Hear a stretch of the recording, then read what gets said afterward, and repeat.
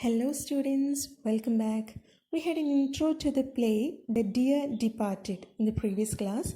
So, now let me just summarize the whole play for you. This play is presented in two parts as A and B readings. So, I'll just summarize both for you in a single audio or video. In this play, the author satirizes the degradation of moral values in the British middle class society. But it does have a universal appeal and hence holds a mirror of relevance to the contemporary society all over the world. Universal means all over the world. The author Stanley describes the qualities of the two daughters of Abel Meriwether, the hero of this play, and their attitude towards their father, like how they show more interest in dividing their father's property between themselves rather than mourning over his death, as they believed he was. Here, we can only find them on an external show off of sorrow, which is relevant from their dressing in black. Three things of Mr. Abel were taken away by Mrs. Slater, his daughter. The first one is Abel's pair of slippers that she asked her husband to wear. Second is the clock upstairs in Abel's room, and third, the bureau that was also in Abel's room upstairs. Both of them were shifted downstairs before the entry of Mr. and Mrs. Jordan. Mr. and Mrs. Jordan. Mrs. Jordan is the other daughter of Mr. Abel Meriwether, and her husband Ben is also introduced here. They are also dressed in black. And instead of going upstairs to mourn over their father, the two daughters, they just decide to have some tea and they start discussing their father's property, insurance, and such matters. As the discussion goes on, Vicky or Victoria, Mr. and Mrs. Slater's daughter, who had been sent to her grandpa's room upstairs, rushes down and tells them that Abel is alive.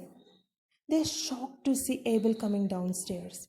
That's where the first part ends. And now it's the interval time. Now, coming to the second part, we find the daughters and sons-in-law trying to cook up some reasons for their being dressed in black. Because Abel asks them why they are dressed in black. Who is dead? Then they start giving him different reasons. And finally, they decide that one of Mr. Ben Jordan's brothers is dead. So, actually, Mr. Ben Jordan has no brothers at all. As Abel asks them about the three things that belonged to him and were found downstairs, that means he didn't understand what they were doing downstairs. He had kept them upstairs in his room. Now, when he just slept and woke up, he found them downstairs.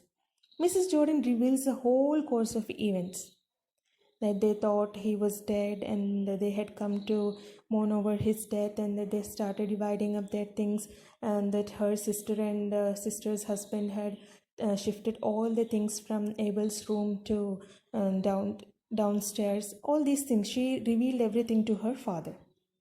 Abel laughs at their thought of him being dead.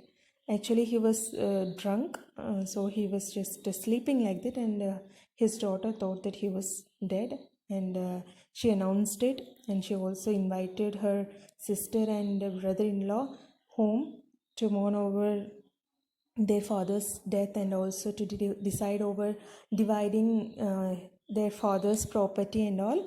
So that was what happened. Then Abel understood that his daughters didn't love him.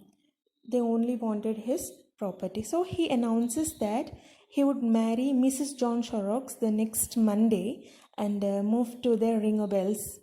Her Ringo Bells, actually she kept a Ringo Bells. And then he said that he didn't want to live with his daughters, who were the least concerned about him, but they were only concerned about his property. He also thanks him for shifting his things downstairs, because it will come handy for him to move them to his new home, because he is going to marry. Though the play goes in a funny way, a very serious and thought-provoking message about the current situation of where people who care for money and property over the love and affection of parents is delivered through this story or play. So that's all about parts A and B of Unit 2. Please do complete the comprehension exercises of these in your fair notebooks. Thank you. See you in the next class. Take care.